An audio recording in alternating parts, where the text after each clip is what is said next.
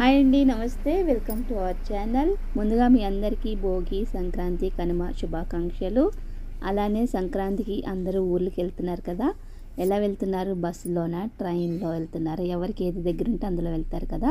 ఇక్కడ చూస్తున్నారా, sleeper bus అనమాట ఇది. పెద్ద తేడా ఏమి ఉండట్లేదన్నమాట. ఇక్కడ కూర్చుని వెళ్ళేదానికి, ఇలా స్లీపర్లో వెళ్ళేదానికి. అందుకనేసి మీకు ఎవరికైనా కూర్చొని వెళ్ళలేకపోతున్నాం అన్న వాళ్ళకి ఇలా స్లీపర్ బస్ తీసుకోండి. దానికి దీనికి ఏంటంటే ఒక 200 అలాగే డిఫరెన్స్ ఉంటుందన్నమాట. 300 నుంచి 200 తేడా ఉంటుంది. పెద్ద ఎక్కువ ఏమి ఉండట్లేదు. ఈ కింద కూర్చునేదానికి, అలానే పైన సీట్లు కూడా చూస్తున్నారు కదా. కూర్చొని వెళ్ళేవాళ్ళు ఇలా వెళ్ళండి. లేదు మేము కూర్చోలేమన్న వాళ్ళకి స్లీపర్ తీసుకోండి. అంటే పైనే ఉంటాయి కదా అవి. ఇదైతే నేను లాస్ట్ వెళ్ళినప్పుడు వీడియో తీసాను అనమాట బస్సులో. ఇక్కడ వచ్చేసి ఎన్ని సీట్లు ఉన్నాయి చూడండి. ఇక్కడ కూర్చోడానికి కానీ పడుకోవడానికి. చిన్నపిల్లలు ఉన్నవాళ్ళు ఏంటంటే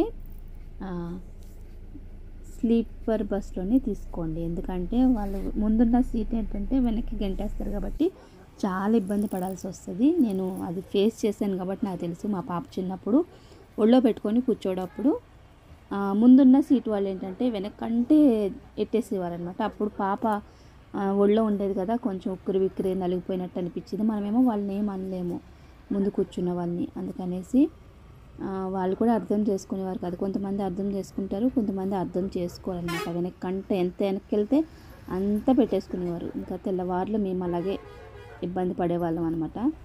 అది నేను బాగా ఫేస్ చేశాను పిల్లలిద్దరితోటి చిన్నప్పుడు వెళ్ళేటప్పుడు. ఇప్పుడైతే ఏంటంటే ఈ స్లీపర్ చాలా ఎక్కువ వచ్చేసినాయి కాబట్టి పెద్ద వేరియేషన్ కూడా ఉండట్లేదు కదా.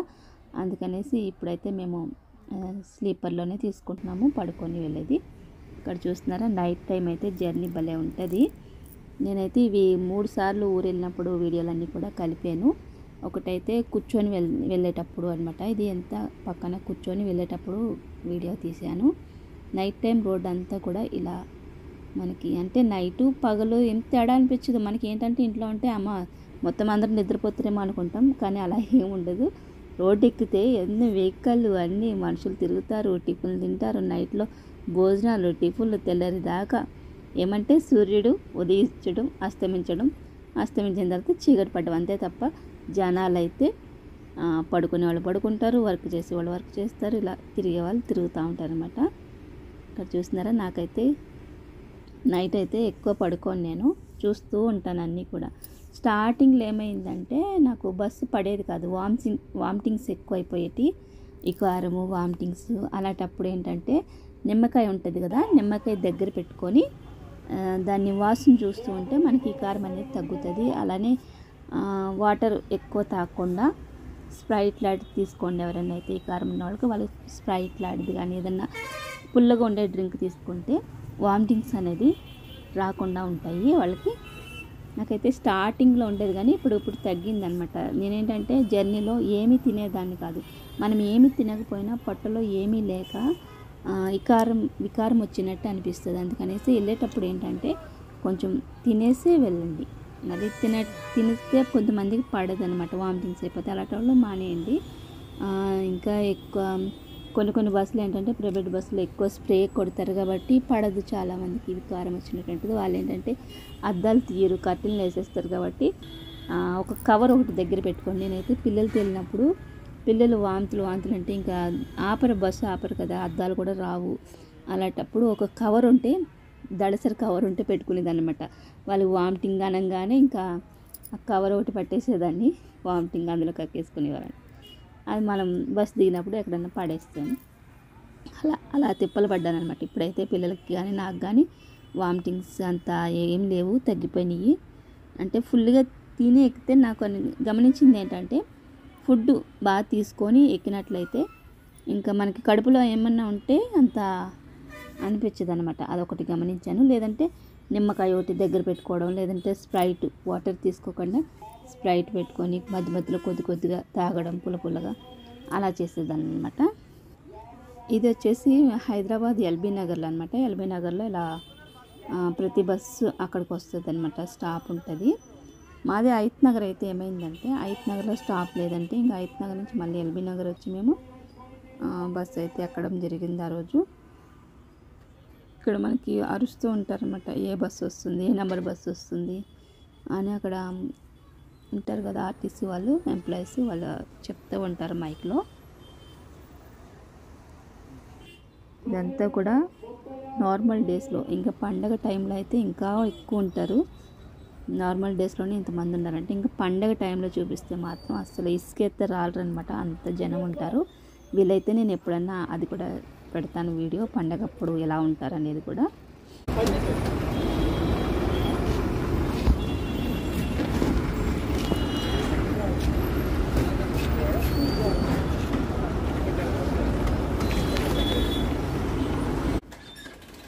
నేనైతే హైదరాబాద్కి వచ్చిన కొత్తలో అయితే 20 years బ్యాక్ వచ్చినప్పుడు అయితే నాకు ఫస్ట్లో ఏం తెలియదు కదా. ఇటు నుంచి వెళ్ళేటప్పుడేమో, ఊరు వెళ్ళేటప్పుడు భయం అనిపించేది కాదు. మళ్ళీ ఏపీ నుంచి హైదరాబాద్కి వచ్చినప్పుడు అయితే భయంతో ఉండేదాన్ని. నిద్రపోయేదాన్ని కాదు. మధ్యలో లేచి చూసుకోవడం, వచ్చేసిందా. డ్రైవర్కి అయితే 10 సార్లు చెప్పేదాన్ని, ఇక ఈ స్టాప్లో ఆపండి, వనస్థలిపురం వస్తే ఆపండి అని వాళ్ళతో చెప్తా ఉండేదాన్ని అనమాట. అవన్నీ ఇప్పుడు గుర్తు తెచ్చుకుంటే, ఇప్పుడైతే ఏంటంటే మ్యాప్ పెట్టేసుకుని, లొకేషన్ ఆన్ చేసి పెట్టేసుకుంటే మన స్టాప్ రాగానే తెలిసిపోతుంది. ఇప్పుడు టెక్నాలజీ చాలా డెవలప్ అయిపోయింది కాబట్టి మనము మారేమో, అలాగే నెట్వర్క్ కూడా మారింది కదా. ఇప్పుడైతే ఫోన్లోనే ఆన్ చేసి పెట్టేసుకుంటాను. స్టాప్ రాగానే నేనే దిగిపోతున్నాను. ఎక్కువ అయితే డ్రైవర్ని విసిగించాను అనమాట. స్టార్టింగ్లో తెలియక చెప్తా ఉండేదాన్ని, ఇక్కడ ఆపండి అని. ఇక్కడ చూస్తున్నారా స్లీపర్లో ఇక్కడ నిద్రపోతుంటాను. నేనైతే ఒకసారి వెళ్ళినప్పుడైతే డ్రైవర్ వెనకాలే వచ్చింది మాకు సీటు. ఇంక ఇలా కిటికీ పక్కన కూర్చొని చూస్తూ ఉన్నాను. ఇక్కడ డ్రైవర్ అయితే అన్ని బటన్ సిస్టమ్ అనమాట. చూస్తున్న ఇలాగా రోడ్డుని చూసుకుంటూ, పాపం వాళ్ళైతే నిద్ర లేకుండా అలా డ్రైవింగ్ చేస్తూ ఉంటారు. ఎంత బటన్ సిస్టమే అంటే, ఇది ప్రైవేట్ బస్సు గరుడ అనమాట. ఆ బస్సులో కాబట్టి ఇవన్నీ ఇవే ఉన్నాయి. ఒక్కొక్కసారి నేను ఎక్కువైతే ఆర్టీసీలోనే వెళ్తూ ఉంటాను, ప్రైవేట్ తక్కువ అనమాట.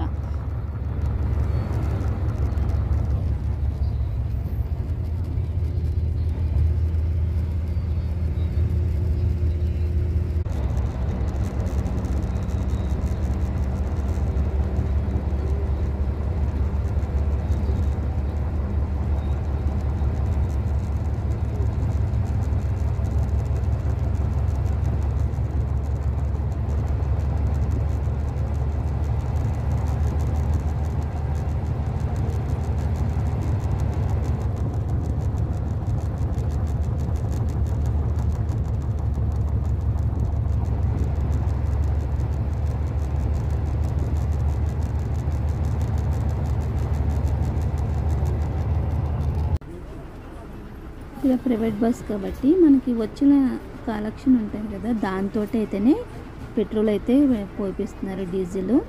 అదే ఆర్టీసీ అయితే ఇంక ఎక్కడ ఆగదు పెట్రోల్ బంక్ దగ్గర. అది స్టార్టింగ్ ఫస్ట్లోనే కొట్టిచ్చేస్తుంది అనుకుంటా ఫుల్ ట్యాంకు.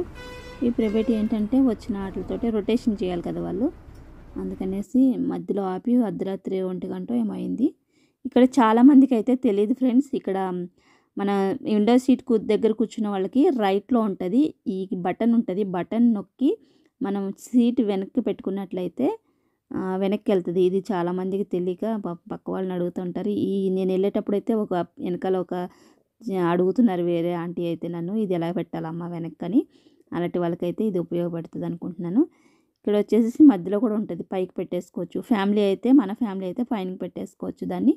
లేదు వేరే వాళ్ళు కూర్చున్నారంటే ఇంకా అలానే ఉంచేసేయండి. ఇది కూడా పైకి లేస్తుంది. ఆ పక్క సీటు వాళ్ళకి ఏంటంటే, ఎడమ పక్క సీటు వాళ్ళకి అటు సైడ్ ఉంటుంది బటను. ఆ బటన్ నొక్కొని వెనక్కి పెట్టేసుకుంటే సీటు వెనక్కి అనేది వెళ్ళిపోతుంది వేరే వాళ్ళకి.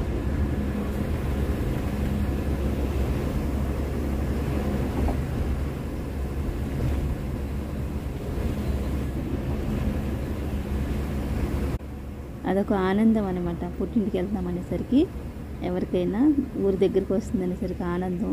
మళ్ళీ బస్సులో ఉండగానే వాళ్ళ ఫోన్లు చేస్తూ ఉంటారు. ఇవన్నీ కూడా అందరూ ఫేస్ చేస్తాం కదా. ఎక్కడున్నారు అని అడుగుతూ ఉంటారు ప్రతి నిమిషం ఫోన్ చేసుకుంటూ. ఇక్కడ వచ్చేసి ప్రైవేట్ వాళ్ళు ఏంటంటే తెల్లారకుండానే చీకట్లోనే దింపేస్తుంటారు. ఈ ఆర్టీసీ వాళ్ళకి ఒక రూల్ ఉంటుంది, ఇంత నెంబర్లోనే నడపాలనేసి. వాళ్ళు ఏంటంటే 80 దాటకూడదని అలా వాళ్ళకి ఒక రూల్ ఉంటుంది కాబట్టి వాళ్ళ రూల్ ప్రకారమే తీసుకెళ్తారు. మరి ఎక్కువ స్పీడ్ పట్టుకుంటే ప్రైవేట్ వాళ్ళకి ఏంటంటే వాళ్ళకి ఇంకా ఇంతలోనే వెళ్ళాలని ఏముండదు, ఎంతైనా కొట్టేస్తారు వాళ్ళు. 120, 110, 100 అలా తీసుకెళ్ళిపోతారు కాబట్టి వాళ్ళ బస్సులు తొందరగా వెళ్తాయి. అందుకని ఎక్కువ తొందరగా వెళ్ళాలి అనుకున్న వాళ్ళు ఎక్కువ ఆర్టీసీలో వెళ్ళకుండా ప్రైవేట్లోనే వెళ్ళిపోతూ ఉంటారు. కానీ అంత స్పీడు ఎక్కువ వెళ్ళడం కూడా అంత మంచిది కాదని నా అభిప్రాయం అన్నమాట. నిదానంగానే వెళ్తే ఏం పోయింది అనిపిస్తుంది. 1 గంట లేట్ అయితే అవుతుంది, అంత స్పీడ్లో వెళ్ళడం అవసరం ఏంటి అనిపిస్తుంది. నేనైతే ఎక్కువ ఆర్టీసీలోనే వెళ్తూ ఉంటాను.